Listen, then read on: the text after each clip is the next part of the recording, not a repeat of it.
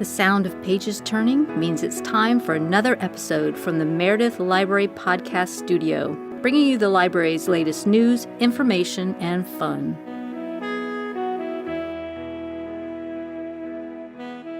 Good afternoon, Matthew. Good afternoon, MaryBeth.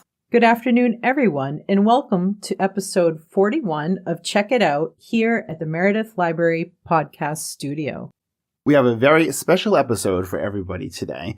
We are going back to an interview that I did with one of our patrons about a year ago, and that was a sit-down interview which became a print article in the newspaper, in the newsletter, and on our website. We decided to turn this into an audio version so listeners of the podcast could discover it for the first time. Reading Keeps Her Going, a talk with longtime Meredith resident and former Meredith Public Library trustee, Carol Euiler.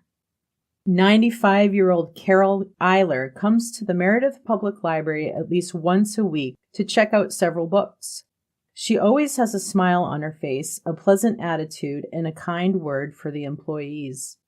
Recently, a new employee had trouble finding Carol's account in the computer. She has been a patron at the library for over 65 years. She's definitely in the system. Despite the fact that Carol uses a walker to assist in her mobility, she maintained her smile and patient composure through multiple tries on the employee's part. In fact, Carol told the apologetic employee to take her time and not to worry, because she was in no rush. As I finished working with another patron and helped get Carol's account on the screen, I immediately decided that I wanted to have a chat with Carol to ask her the secret to how she stays so positive, considering everything she must have seen and gone through in her lifetime. Carol graciously agreed to spend some time with me sitting down for a delightful chat in the comfortable chairs by the fireplace in one of the library's front historic rooms. Carol's first response when asked about staying positive in life was, "Reading keeps me going. And if I couldn't read anymore, I'd be all done." She mentioned a favorite novelist from when she was younger named Taylor Caldwell, who, it turns out, wrote over 40 books. Carol revealed that her reading genre choices have evolved over the years, and she keeps up with current novelists too. She mentioned Kristen Hanna, whose novel The Women has been all over bestseller lists and Meredith Library Reserve lists too for the past few months. Carol felt a special connection to the characters in The Women because they are nurses in the Vietnam War.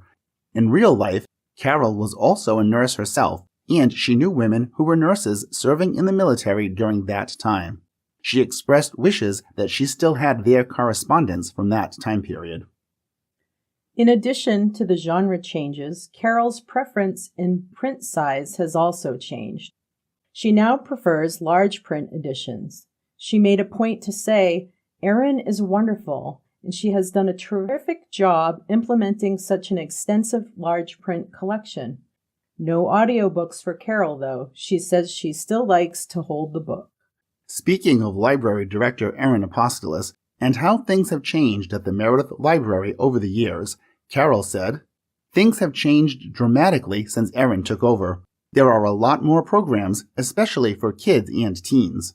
Carol was also excited about the community outreach the library does, which brings in patrons in various ways. Turning back to my original question I posed to her about staying positive at her age, Carol said that she has learned to accept things as they come. I told her that was a great life philosophy that I am still working on myself. She smiled as she explained that things change and we have no control over them. We can only control our reactions, and our reactions should be to accept the changes. That led me to asking about her background, because I imagined she must have seen a lot of those changes to accept in 95 years. Carol was born and lived in Massachusetts for the first 30 years of her life. As a self-described Boston city girl, it was quite a culture shock for her to move in the 1950s to what was then extremely rural Meredith, New Hampshire. In Boston, she had grown up with, went to school with, in a graduating class of 350 students, and made friends with people of all different races, ethnicities, and religions. She found little to no diversity when she moved to Meredith.